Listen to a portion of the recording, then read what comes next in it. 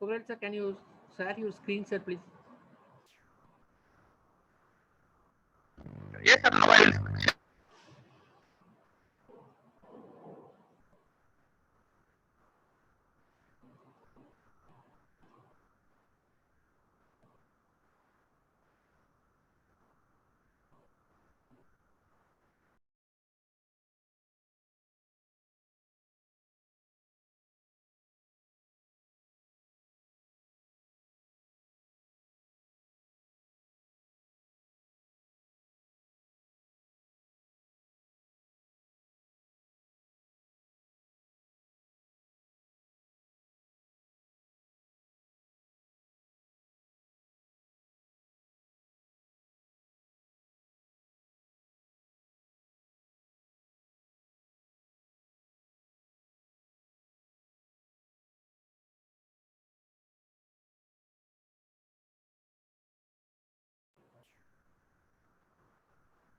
Okay, sir. Okay, sir. It's visible, sir.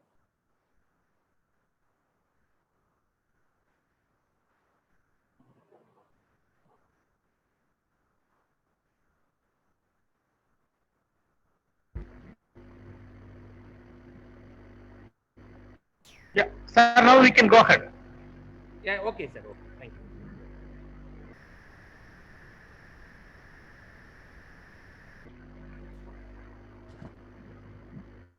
Don't have to be a great to start, but you have to be start to be great. Warm greetings and good morning to one and all gathered here. It's my privilege and happy to welcome you all for today's session on the functionality of DC to DC converters. On behalf of KPR Institute of Engineering and Technology, Chief Executive Sir, Principal Ma'am, Head of the Department, Organizing Team, and my own behalf, I'm very much delightful to welcome or introduce our today's chief guest, Dr. S. Kumravel Sir. Sir did his he acquired his Bachelor of Engineering in Electrical Electronics Engineering under Bharathidasan University, Tiruchirappalli, and MTech in Power System from NIT Tiruchirappalli and PhD in Electrical Engineering from NIT Calicut. He has completed postdoctoral fellowship in area of power converters application in power system from University College Dublin, Ireland. He has published 30 plus research articles in SI journals, which includes IEEE, IET Power Electronics, etc. He has supervised 10 plus PhD scholars and 13 plus MTech scholars. He has completed 2 sponsored projects. He has received a research grant of rupees 1 crore from the Ministry of Electronic and Information Technology, CSIR, and National Mission on Power Electronic Technology. He has received Young Researcher Fellow Award from Ministry of IT, Government of India, Young Researcher Award and IEEE Power and Energy Society Chapter Outstanding Engineering Award. Currently, he is doing his research in hybrid renewable energy system, non-isolated DC to DC converters, design and development of DC to DC converters, stability enhancement of microgrid, solid state transformer, etc. So on behalf of organizing team, once again I welcome you, sir, to handle the session on functionality of DC to DC converter. Sir, please.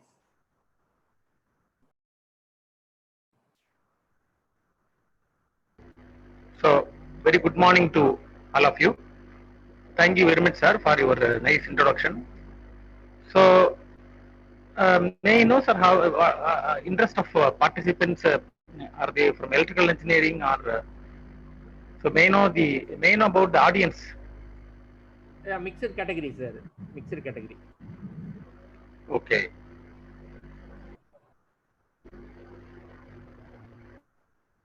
I think I have shared my slides. It is visible, right? Yeah, visible, sir. Perfect, sir. Visible.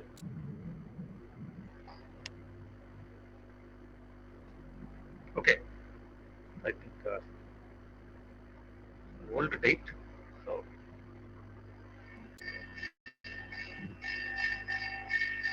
so in this class we are going to discuss about the functionality of DC-DC converters. So most of the slides I will be talking about the applications of DC-DC converters. Uh, those who are working in electrical engineering, in particular in power electronics, you might be noticed the drastic change in the uh, advancement, especially in the DC-DC converters for the past 10 years. Sorry to disturb you. The mic is too close to your mouth. Say, you all know that electricity is recommended as fourth basic need of human. So without electricity, we cannot think about our life. So there are two types of electricity you all might have noticed. One is alternating current and another one is direct current. So in most of the applications, we use alternating current at present, but electricity began his journey in terms of DC. Say, when Thomas Alva Edison promoted the electricity, so those days they started in terms of DC. So there was a current war happened between DC and AC in the year 1887 between Thomas Alva Edison and Nikola Tesla. So finally the current war was won by alternating current. From 1887 onwards, for a longer period of time, almost 1980, more than 100 years, the alternating current rolled the entire power industry. So you all know the generation, transmission, distribution, utilization. These are the four major sectors of power system.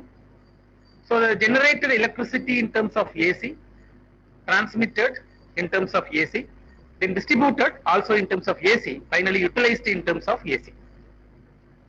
So the whole system was dominated by alternating current. They never required DC. In fact, there were requirement of DC maybe in a minor scale. But currently, if you ask this question, whether do you want AC or DC, definitely we don't have a single answer. Especially after the promotion of the green energy sources, such as solar PV, battery, fuel cell, definitely we are thinking about DC. In fact, DC microgrid is booming up. That's what I am going to discuss in this today class. Say the role of power electronics was not much, maybe before introducing the non-linear loads. I think all of you may understand what is called non-linear loads. But without power converters, you cannot think about anything today. Probably I will be discussing more about the domination or maybe the role of power converters in the later slide. So finally, what I want to conclude here, so although we have alternating current and direct current, maybe both transfers, both of them transfer energy from source to load. Direct current is highly attracted in terms of storage of electricity, because providing a reliable electricity and maybe applications like portable devices like laptop, mobile phone, including electric vehicle, storage is a mandatory maybe device to provide power. So as such, we could not storage alternating current. We are converting AC into DC, and then we store in a suitable device like a battery, ultra capacitor. So what I want to conclude here, definitely in the near future, direct current is going to lead alternating current. There is no doubt. So functionality wise, there is a huge difference between direct current and the alternating current. In fact, we quantify direct current as a vector, alternating current as a phasor. I think all of you may understand the difference between direct current and the alternating current in terms of mathematical definition. So direct current is quantified as a vector quantity, alternating current is quantified as a phasor quantity. So load is remaining same. Naturally, there are loads which are formulated using three passive elements: resistance, inductance, and capacitors. Say, according to the nature of load, the combination of RLC varies. For example, here I have shown an incandescent lamp. The nature of load is R load. If you take an induction motor, in fact, the nature of load is RL. Like that, nature of load may varies. But whereas a phasor remains a phasor if it is an AC circuit, vector remains a vector in terms of DC circuit. There may be a transient, but we naturally do the analysis in steady state. So if you take a sine wave, which is a Vm sine omega t, if you pass it through an inductor, naturally current lags the voltage by 90 degree. So it will become sine omega t minus 90 degree. But shape of wave remaining same. So when you talk about the AC circuit, the difficulties are there in terms of power factor. So due to the nature of load, we are in the position to improve the power factor. So this was the phenomenon maybe in the late 1980s. Say covered. So any circuit consists of active elements and passive elements. So this is our whole power system looks like. Generation, transmission, distribution, and utilization. So I'm told that the generation was AC, transmission AC, distribution, utilization, everything was AC long back. Especially from 1980s onwards, when the technological advancement happened in power electronics, they slowly started changing the direction from AC to DC. The first very big application is HVDC. Especially for the long transmission system, they started replacing it by HVDC. Because in 1980s they started thyristors. So they built it, thyristors even in the voltage of 11 kV. So they slowly changed from HVAC to HVDC. So in fact, when you come to loads, here I have highlighted some loads, something like non-linear loads. Sir, I think I am audible, right? Everything is clear, no? Shall I go ahead? Yes, sir. Yes, sir. Audible. No issues. Sir, no issues, sir. Okay. Okay, thank you, sir. Thank you. So, more than 20 years, a big revolution happened in the power industry in terms of power electronics. So, in late 1980s, 90s, we started bringing computers to our home. So, there the big loads are SMPS and UPS. So, SMPS, switched mode power supply, that plays a major role in computers. At the same time, to store power in battery, we use the UPS. So, when we bring power electronics or electronics, naturally the nature of load changes from linear to non-linear. I think you all may understand what is called a non-linear load. So, when a circuit does not obey superposition theorem, it is said to be nonlinear. I think I need not go in depth. So naturally, when you have a power electronic circuit, it will never obey superposition theorem. So for example, rectifier. If you have AC supply and you have a rectifier, and the other side you have a capacitor to regulate the voltage and the load, and this is the best example of a non-linear load. So then later we started bringing voltage control device that is called the track based regulator to control the speed of fan. In fact, today if you see any building, I don't think they have a classical speed control mechanism. They have, in fact, the conventional, the modern power electronic based voltage regulators.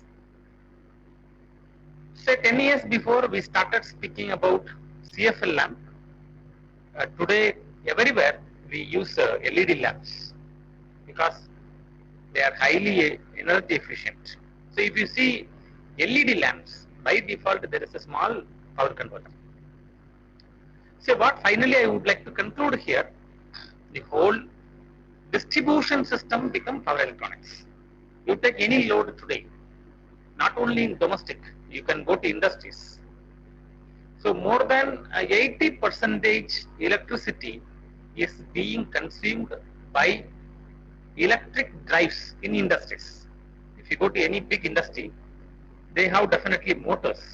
They need mechanical energy, so they are using motors.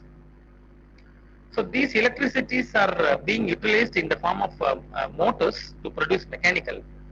So now you cannot see the conventional devices. Now you can see only solid state device, solid state drives. So motor with a speed control device, for example V/F control for induction motor.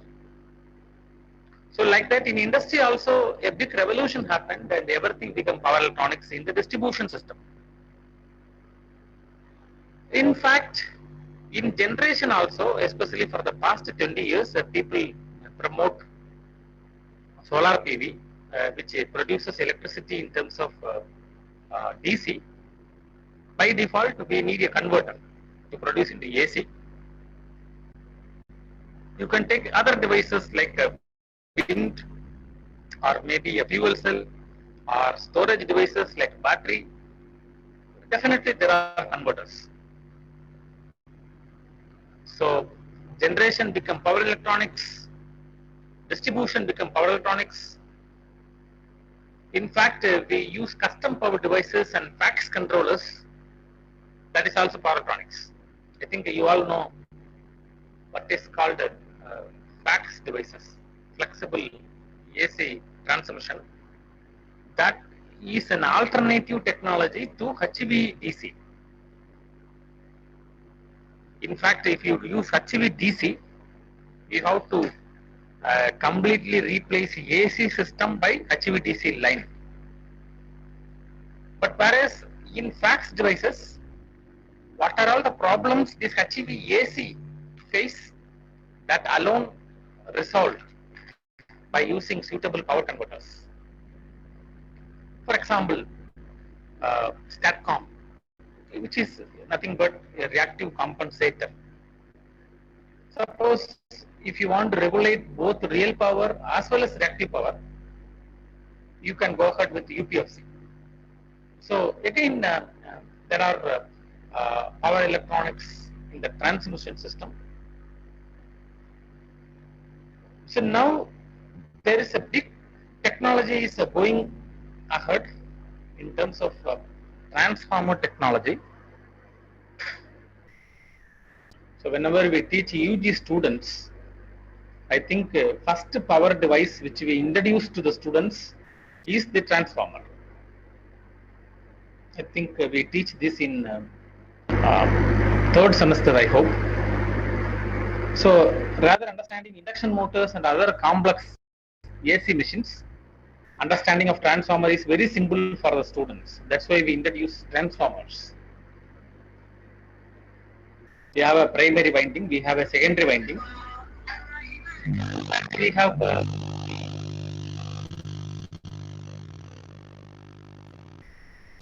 Sir, audio is not okay, sir, now.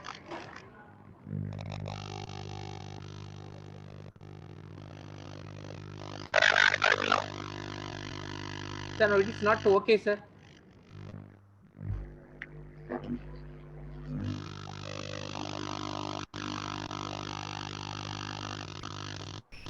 Overall, sir.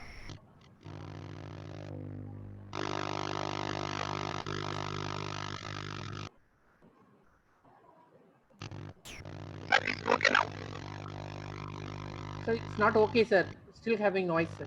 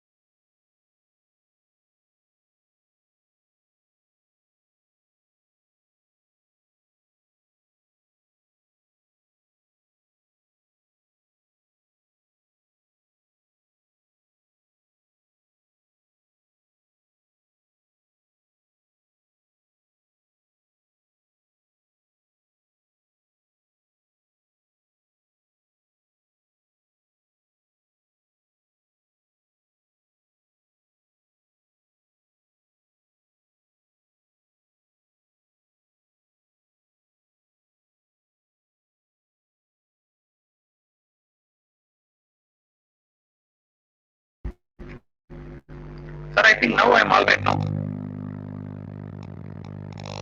No, sir. Still having noise, sir. I think mic only problem, I think so, sir. Previously it was all right. No, sir. No, it's not corrected. Still having noise. I think by removing mic, SAR can handle from laptop mic itself. That would be better.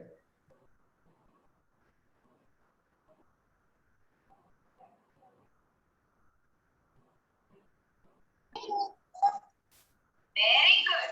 Super. Super.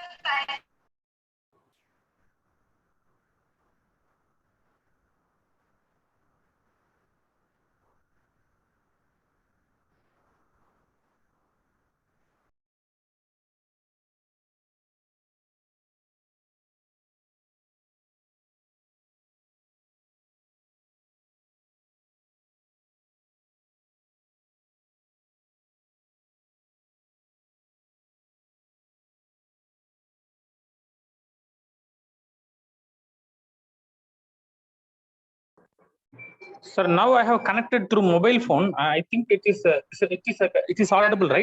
Now okay, sir. Now okay, sir. Now okay. I Clear, will try very to clear. manage the slides in my computer, and I will try to communicate through this mobile phone. Yes, sir. Yes, sir. It's okay, sir. It's better, sir. It's better, sir. Now okay, sir. Yeah, thank you, sir. Thank you. Yeah. Thank you, sir. Thank you. So, what I commented here, the whole power system is revamped in terms of power electronics. So, I was talking about the revolution is going to happen in the field of transformer. That too, the DC-DC converters are going to play a major role. So now I have shown the concept of microgrid, which is being promoted in the past 20 years after the promotion of local generators or storages like solar PV battery. So in fact, more than 40% customers today in India, they are using batteries. In fact, you also may be having a small battery in your home, especially in UPS. This is going to be promoted in another level after bringing electric vehicle. So in fact, the battery which we use in our UPS is very small, hardly 100 Ah to 200 Ah. In electric vehicle, we are going to use a massively higher capacity battery. So it will be in terms of 330 kilowatt hour to 60 kilowatt hour. Such a large capacity battery we are going to bring in electric vehicle. So definitely the concept of microgrid definitely will be a milestone in the near future in the entire power system. So there are alternating currents and there are direct currents. This is the concept of the entire power electronics. Unfortunately, this subject is being offered as a single subject to our UG students. Although power electronics is a very big subject, I think you might have seen the difference in the conventional power electronics and the modern power electronics. So in fact, we introduced the whole subject maybe in terms of 4 modules. The first module may be dealing with power semiconductor devices like power diodes and transistors like IGBTs and MOSFETs. Second module, we may hardly talk about DC-DC converters like choppers, buck converter, boost converter. Third module, sometime may be an inverter, DC AC converter. And the fourth module, we may talk about the cyclic converters, other things like that. But that knowledge is not sufficient to the students to cope up in the industry. I have already indicated that the whole power industry is already revoluted in terms of power electronics. I don't think the subject which we teach to the students may not be sufficient to understand most of the technologies in industries. But in fact, we are having very good research.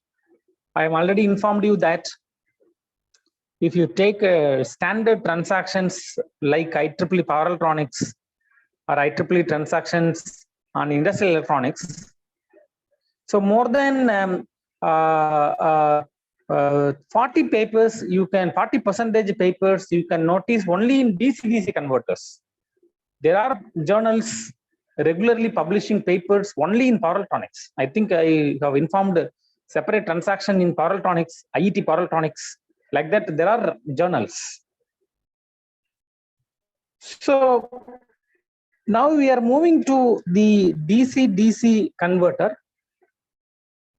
So there are sources like a solar PV, battery, ultra capacitor, fuel cell.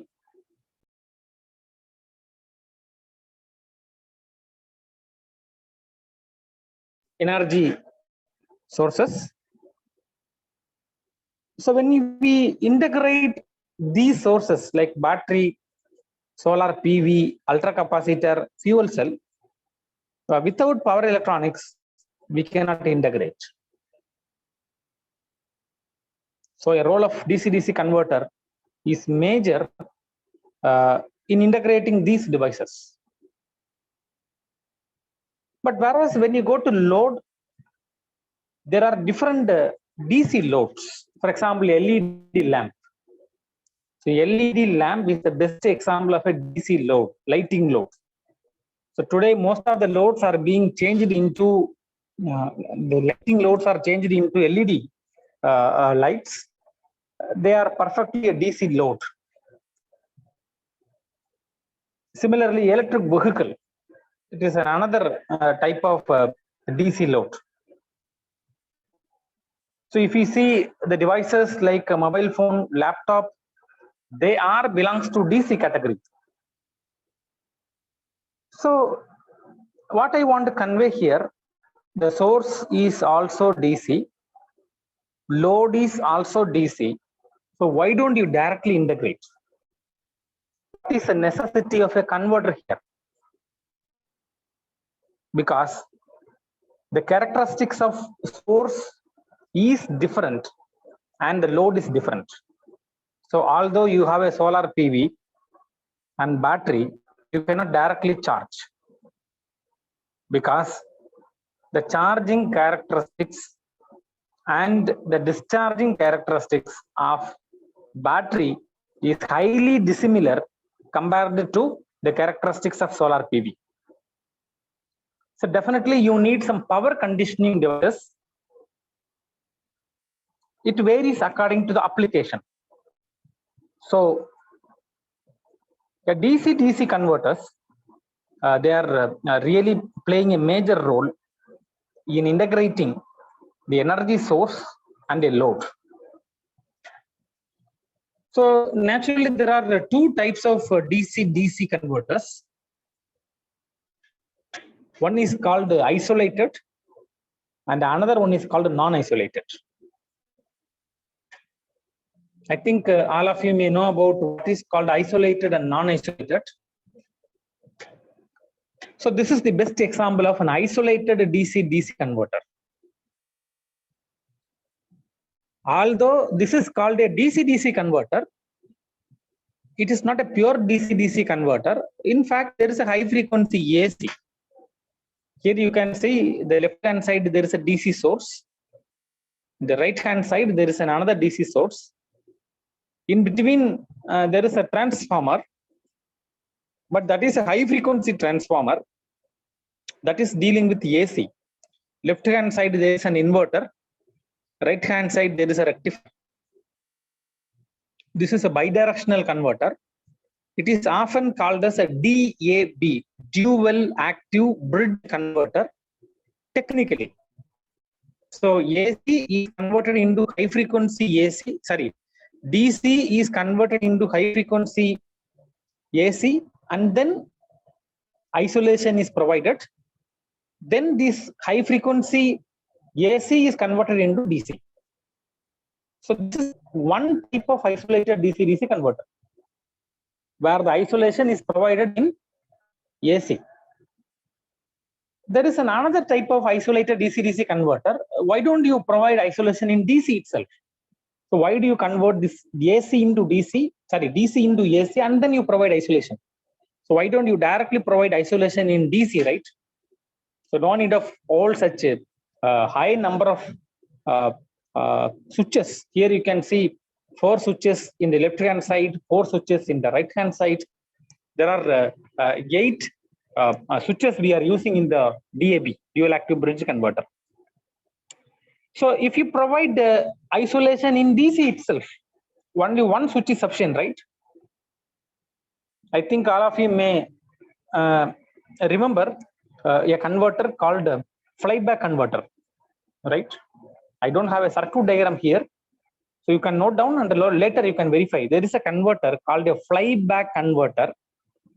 In fact, that converter provides isolation in terms of DC. That is also isolated category, where the isolation is provided in the DC itself. Okay. So you may ask a question, then why don't you proceed with the DC isolation? What is advantage of AC isolation, right? So in the DC isolation, I already told you the term DC is quantified as a vector, AC is quantified as a phasor. So especially in the high power application, dealing a phasor is very simple. In fact, the sine wave by default contains a natural zero. If you draw a sine wave from 0 to 360 degree, 3 instant it crosses 0. So it starts from 0 and then it reaches the maximum voltage at 180, reaching back sorry, 90 degree, reaching back to 0 at 180, again reaching back to 0 at 360. So naturally there are 3 0 position. So there is a natural 0 in the sine wave. So achieving a soft switching is possible in the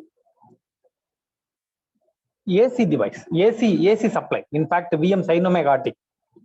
So that's why the isolated DC-DC converter, which I am showing in the PowerPoint, contains the capability to achieve the efficiency closer to 98%. Okay. So we never bother about the other things, rather concentrating on efficiency. We need a higher efficient device. So DC to AC, then AC to DC, although more number of devices are involving here, it is achieving the efficiency closer to 98%. But whereas in isolated, the other category DC-DC, for example, I said the flyback converter, there we perform hard switching. So that restricts the efficiency maybe less than 95%. Achieving the higher efficiency there is very difficult. And another drawback is achieving a perfect coupling between primary and secondary is very tough in terms of DC. But whereas it is a mutual induction, you all know what is called mutual induction. So that is very simple in AC. So achieving coupling is very simple in AC rather DC. So that is the reason why DAB is promoted nowadays. So by considering the limitation, I am not going in depth. I will move forward. So although the isolated DC-DC converters are promoted today, definitely non-isolated DC-DC converters are also used in most of the applications. Here I have shown first example is a buck converter. So I think all of you might be knowing about a buck converter. I think you all understand the difference between isolated and non-isolated. I want to just recollect why buck converter is called non-isolated DC-DC converter. Yeah.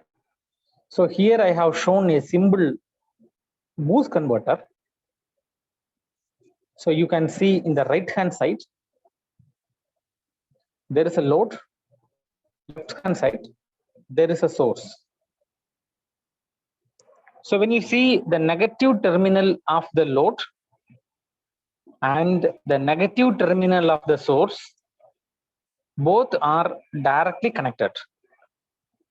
So this is called non-isolated DC-DC converter. So where a single wire is used to connect between the negative terminal of the load and the negative terminal of the source, directly connected. So when you see the isolated DC-DC converter, you can see two different grounds. Left hand side there is a ground, right hand side there is a ground. I think it is clear to you, right? So this is perfectly an isolated converter.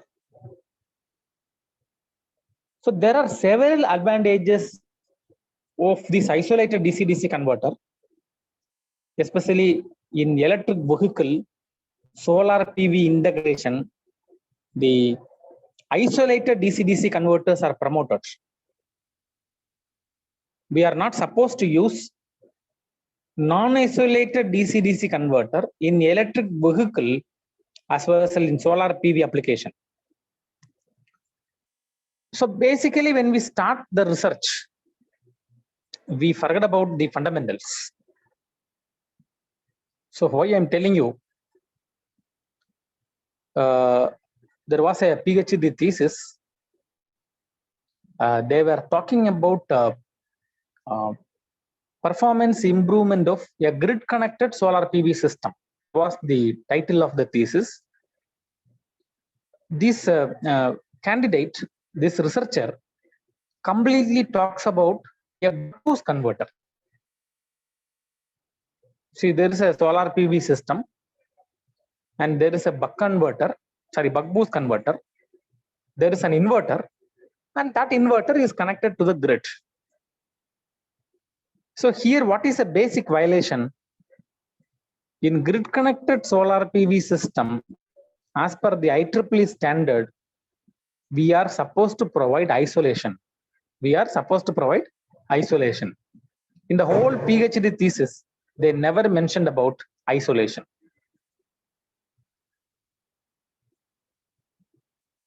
So this is the first drawback, what I want to highlight here. Similarly, I remember another PhD thesis. I think the candidate developed a fuzzy PID controller for a boost converter. He finally proved in the thesis that a fuzzy PID controller provides a better performance. So he investigated the performance of a boost converter using PID. I think he used fuzzy PID. Also, he tuned using PSO, I remember. 4 methods he used, and all 4 methods he compared. And finally, he proved that fuzzy PID is giving better performance. So ultimately, there is a bigger drawback in this research. So what I am telling you, all these controllers are dealing with a closed loop system. So more than 70% of the industrial product does not have a closed loop controller, right? Does not require a closed loop controller.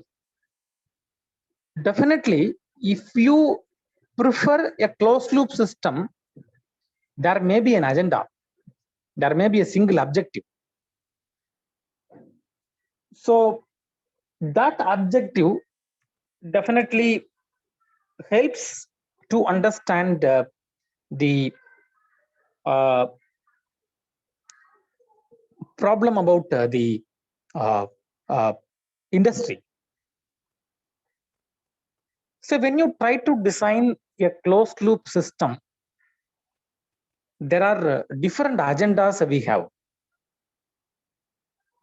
Say first objective, I just would like to give an example here. Reduction of peak overshoot, especially in the grid connected system. We are supposed to eliminate the peak overshoot of any converter. Why I'm telling you, in fact, we have faced this problem several times in lab. If you test an inverter system, maybe in open loop, assume that you have a DC source followed by an inverter. The right hand side, you have a grid. So when you try to have a grid, there is a PLL. I think all of you may understand what is called a PLL, phase lock loop. So the phase lock loop may take around 5 cycles to lock. So during that 5 cycle, what happens? A huge inrush current flows into the DC side, and because of that, inverter switches may damage. If you are doing research in inverter, you might have experienced this problem in laboratory many times. If you test an inverter in open loop, there are chances of IGBT's failure. Say, in my experience, on an average, 1 kilowatt inverter draws 20 ampere current. You can imagine, right? Suppose if you have a 1 kilowatt inverter, which is a 3-phase, so hardly the current is 2 ampere in steady state. Hardly the current is 2 ampere or maybe 2.5 ampere. That's it. 1 kilowatt inverter, I am telling you, 2.5 ampere in steady state. But whereas in transient, you might have noticed that the current is closely 20 ampere. So what happened due to this 20 ampere? There is a power swing happen between AC side and the DC side. So this definitely makes the whole inverter to bear a huge transient current. So here, definitely you need a closed loop controller. So what I am conveying to my fellow researchers, so when you try to propose a research problem, your objective should have a practical meaning. So this is one objective I'm telling. So in this condition, especially to reduce the peak overshoot, that is a main objective of that controller. So maybe in some other application, if you take where they are trying to improve the race time. So they have a target of race time, and then they might have fixed what is their steady state error. So like that, they fix their parameters, and accordingly, they proceed towards the design of controllers. Say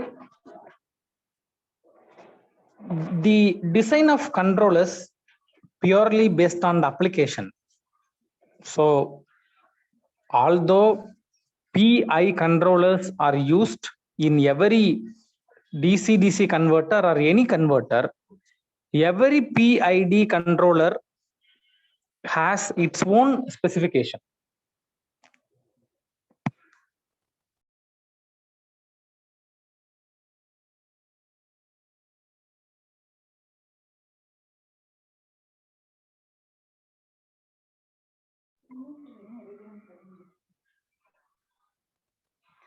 So when you try to talk about the controllers cannot be avoided. Every power converter has its own converter. Overall, sir, the screen is not shared, sir, now. Sir, just a minute, sir. There is a power interruption here, and just now it is there. Okay, I think okay. I will share it, sir. No problem. No problem. Okay, okay. Thank you. Thank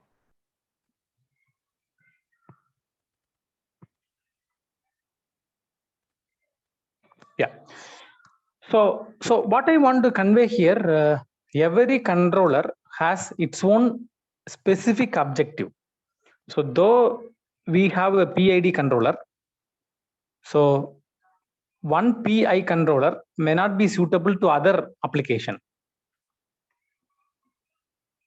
So, but when you try to talk about the today research, more than 60 to 70% people, they are selecting the value of Kp, Ki in trial and error. I think if you ask a question to any students, how do you tune the value of Kp and Ki? They say, sir, trial and error. So definitely that is a major mistake what they are committing. So in my experience, if you want to come out to the standard publication like IEEE transaction, so you have to clearly investigate on the model of the system. For example, open loop response. Say you take a simple boost converter. If you take a simple boost converter, if you apply a small signal model, you will have you can get a transfer function. In fact, you all know what is called a transfer function. It is a Laplace transform of output by Laplace transform of input. Especially in DC-DC converter, we take output voltage as your output variable, control signal D as your control signal. You all know what is called a D, duty ratio. Duty ratio as your control signal.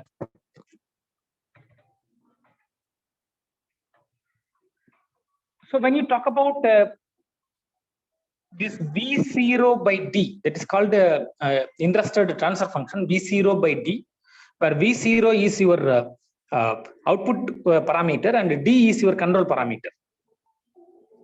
Other than that, you can derive different other transfer functions. That is V0 by Vs, where Vs is your input voltage and V0 is your output voltage. And then V0 by I0. So V0 by I0, where I0 is your load current. So even you can derive different other transfer functions also, but these are the three major transfer functions which we deal in any power converter. So one is V0 by D cap, V0 by Vs, V0 by I0. So V0 by Vs gives inference about step change in source side. V0 by I0 gives step change in load side. And V0 by D is your control transfer function. So unless otherwise, if you properly investigate on these three transfer function, you cannot understand anything. Okay. So the three transfer functions, which I told you, will give full idea about your whole system. So V0 by D cap, V0 by Vs, V0 by I0.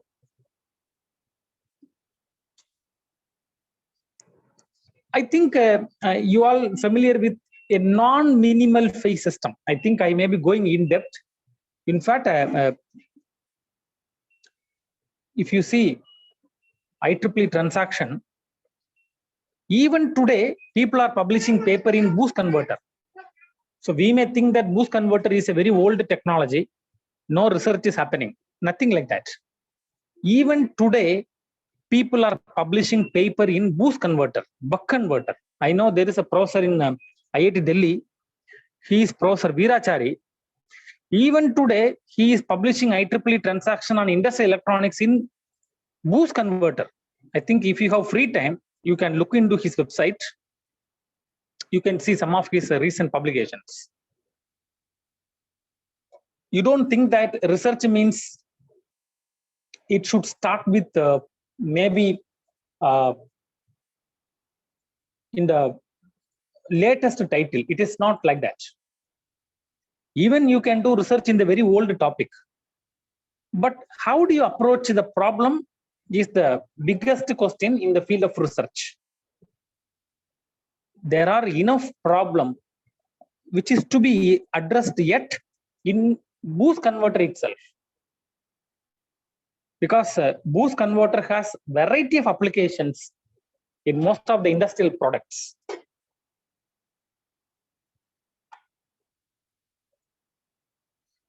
So, in fact, NIT Calicut, we have published several publications, especially in IEEE in the past 4 years. You can look into some of my publications. So, most of them are belongs to DC converters. So, the main reason behind the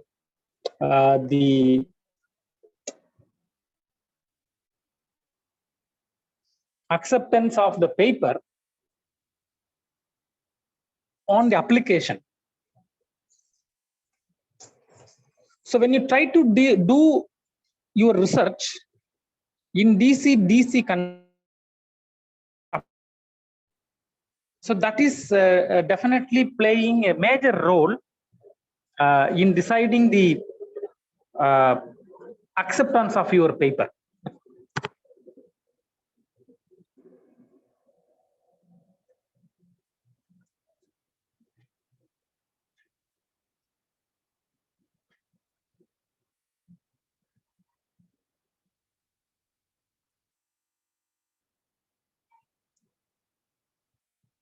Sir, is my slide visible now? No, sir, not it, sir.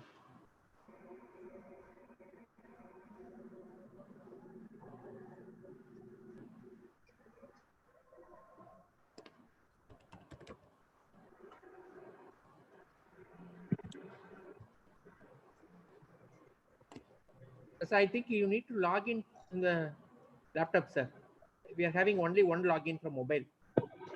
Oh, okay.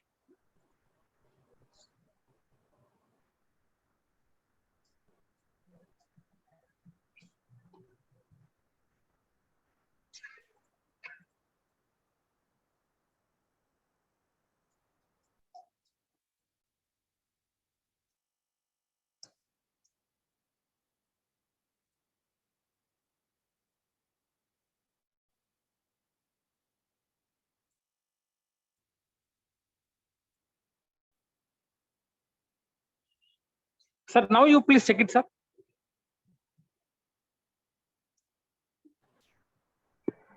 Not it, sir, not it.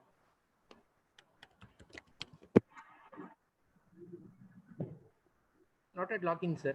Only one login is there. See, one login.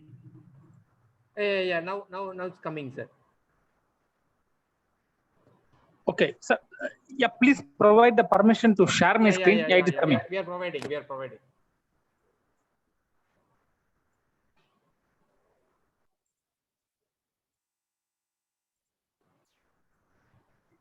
Yeah, we provided, sir. I think And this now- it is visible, right? And now okay, sir. Okay.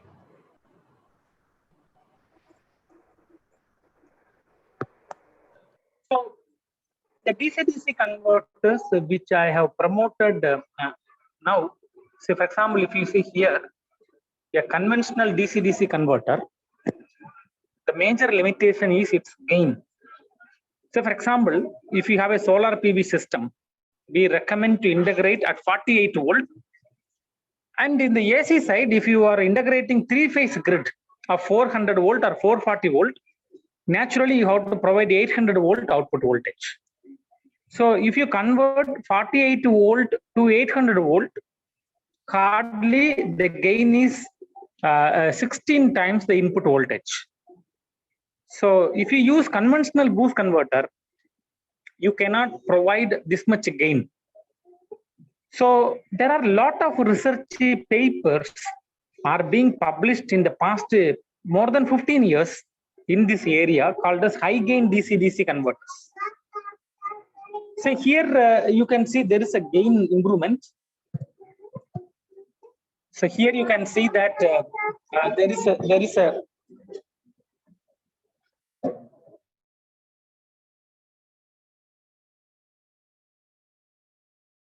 gain you can see here.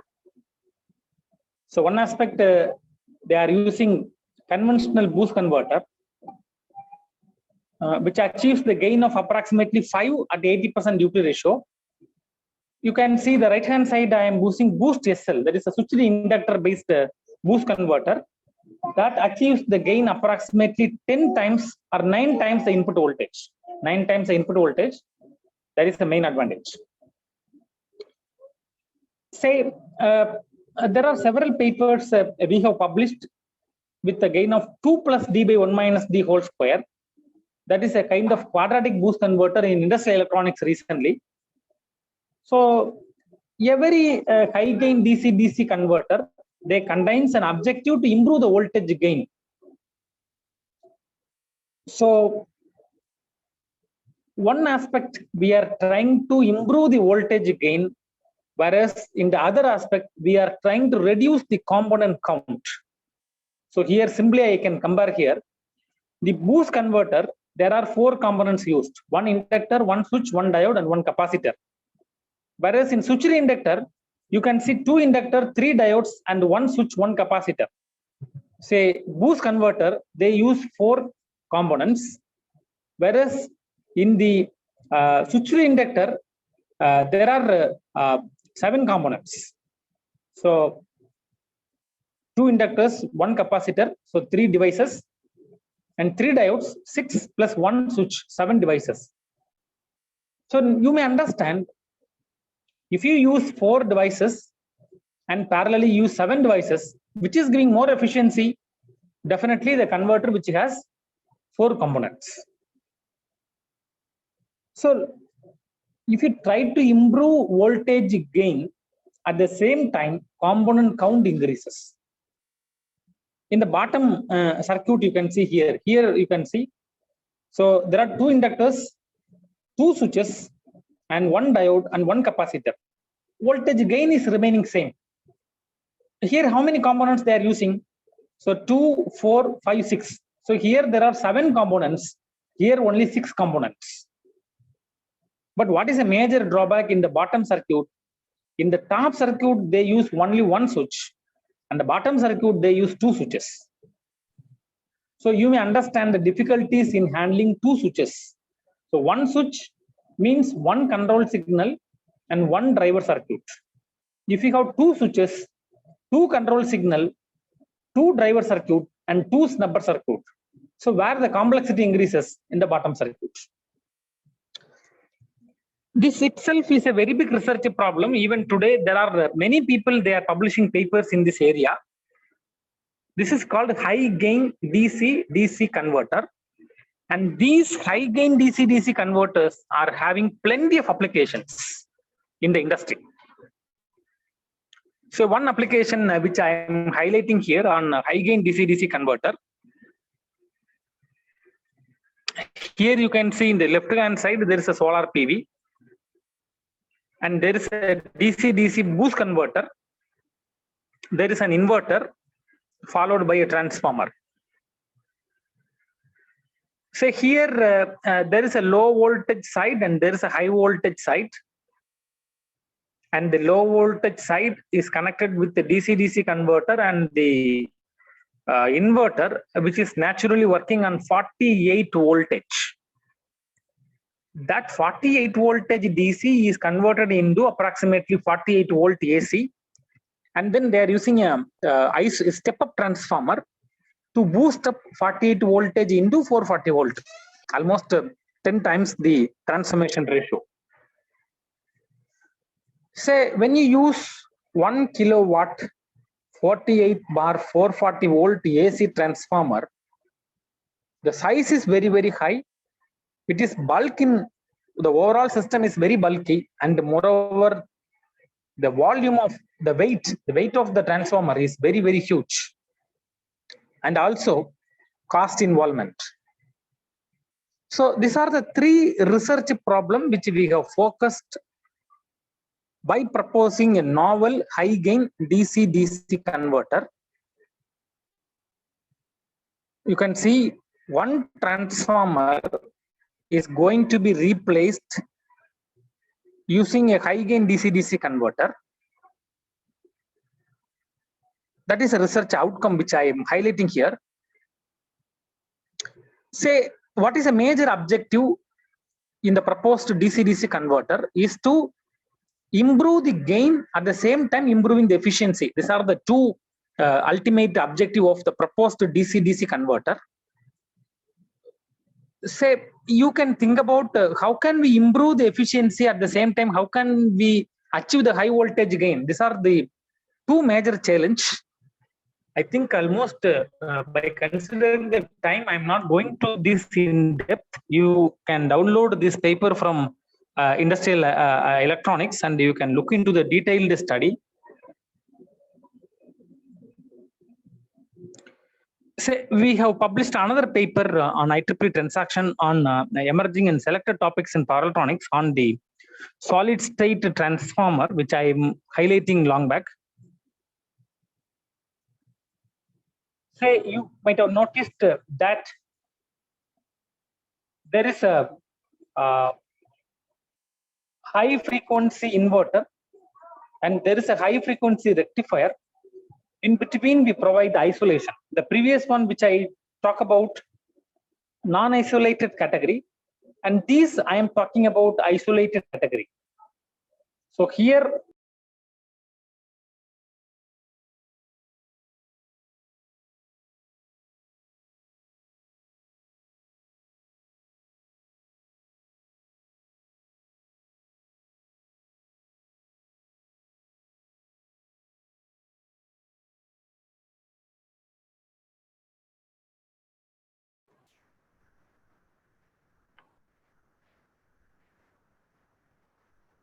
sir.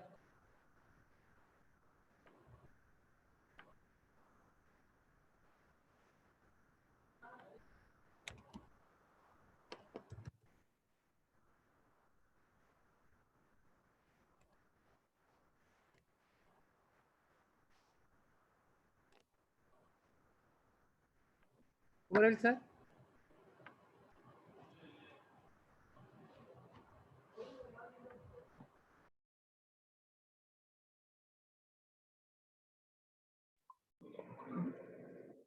Sir, I'm audible now?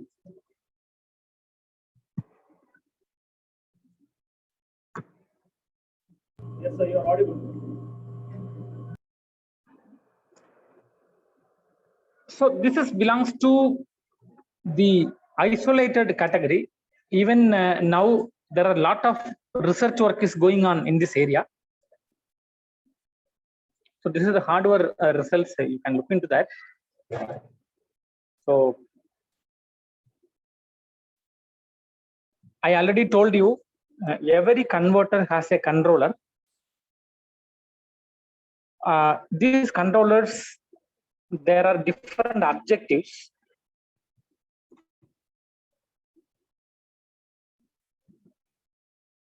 The main objective, what we are claiming here, is low cost controller. So we are trying to implement the controller in Xilinx, and that is a major success behind this paper.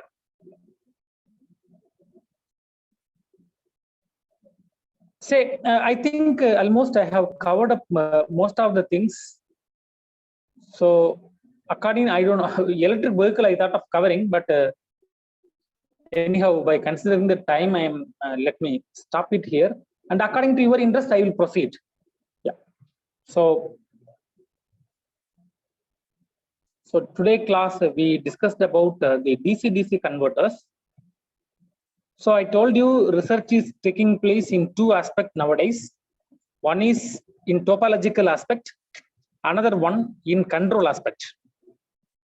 There are papers that have been accepted in IEEE transactions.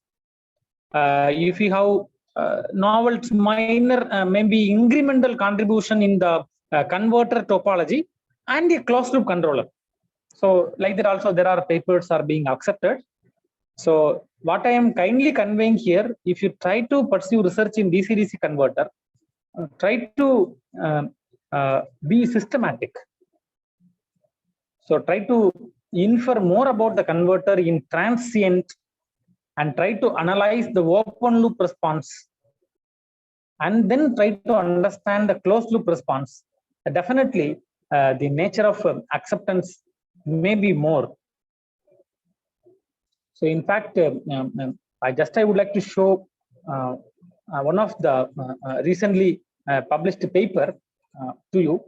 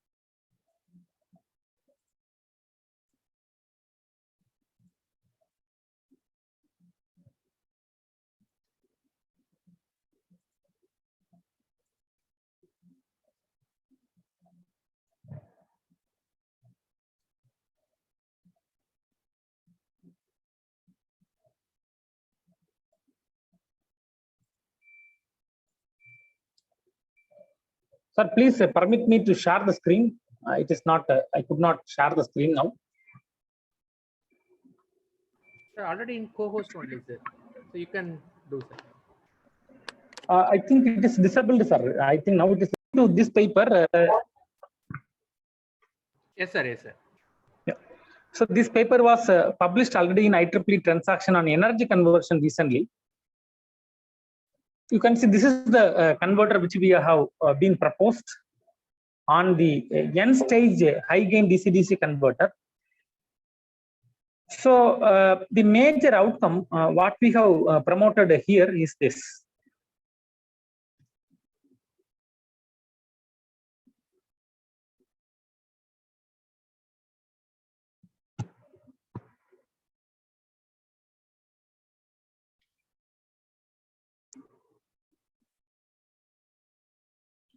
So compared to the conventional DC converters, the proposed high gain DC-DC converter is operated reasonably in the high gain region.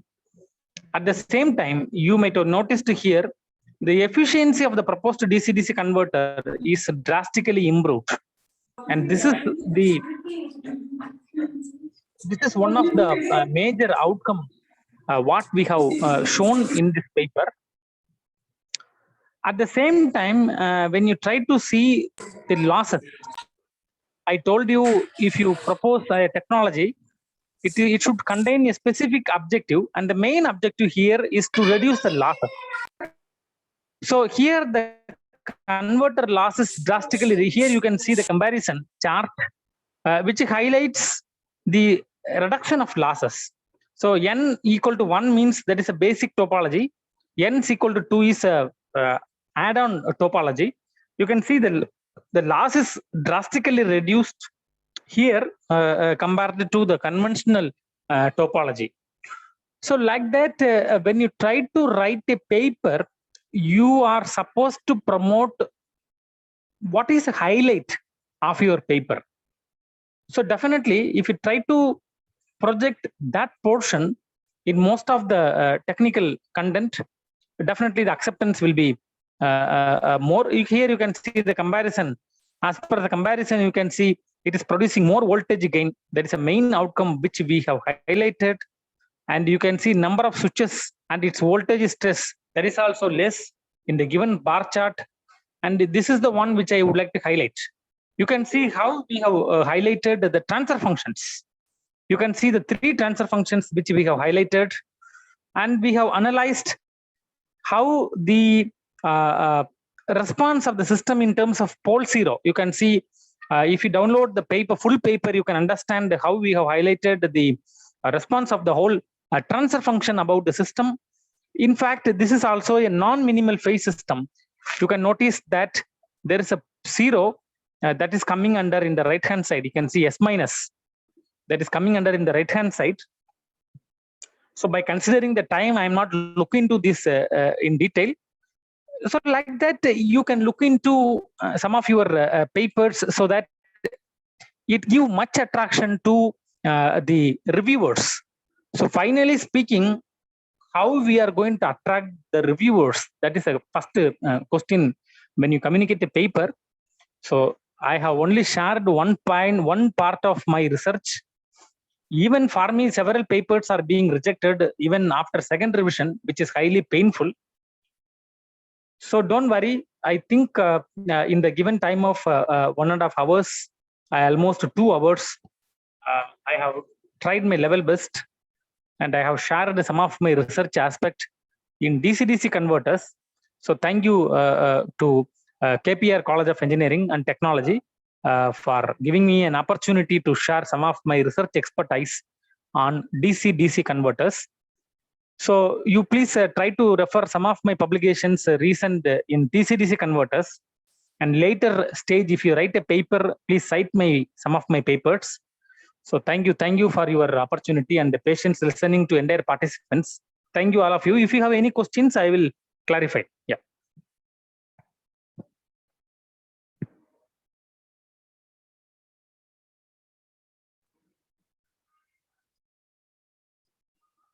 Participants, if you have any queries, you can ask our resource person.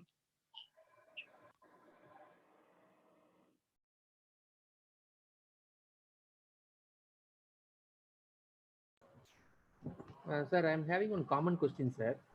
Shall I? Yes, sir. Please go ahead.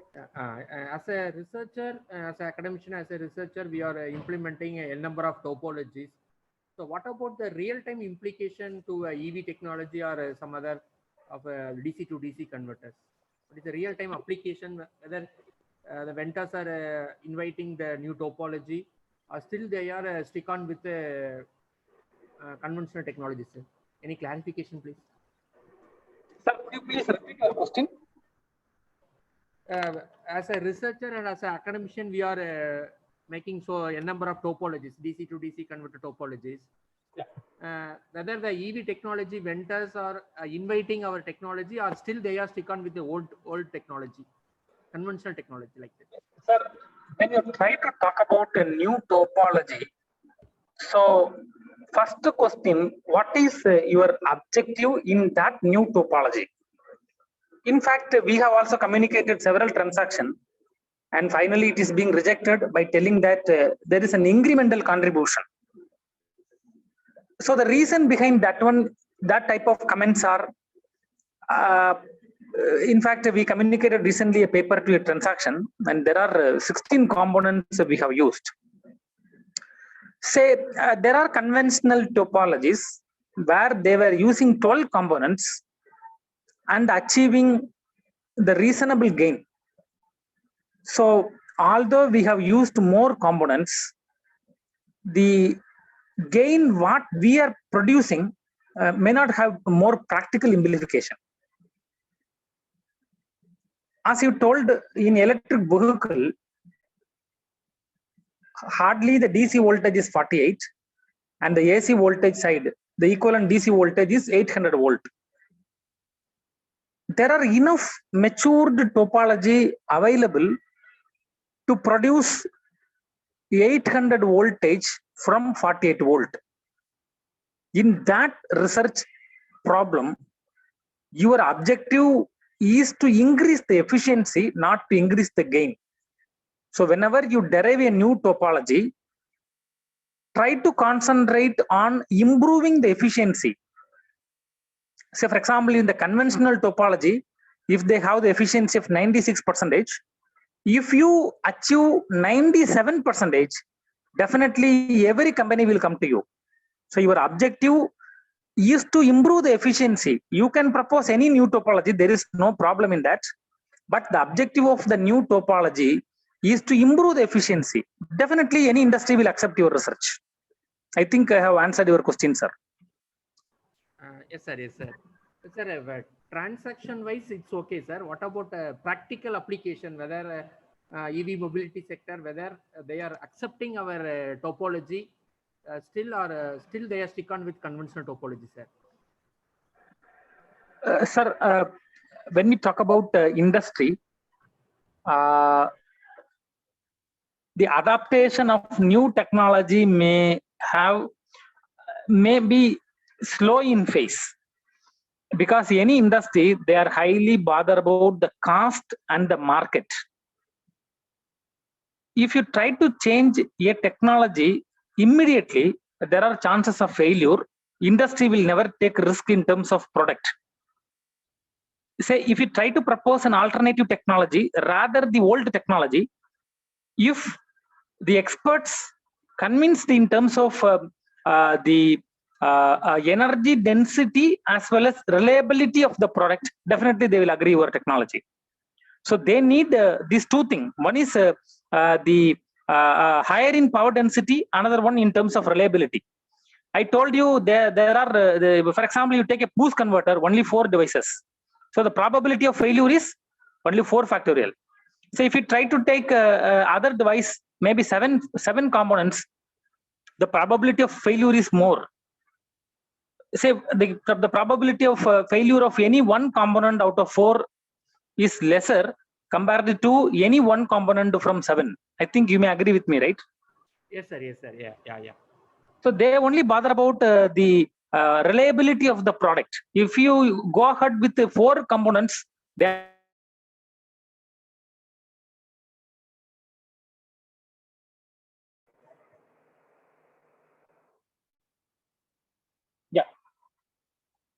Is it? Okay, I sir. think Okay. I have answered your question, sir. Yeah. Okay, sir. Thank you. Thank you, sir.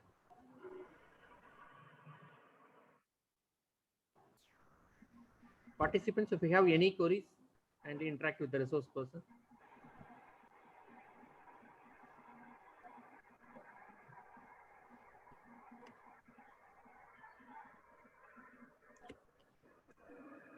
So I hope there is no further queries.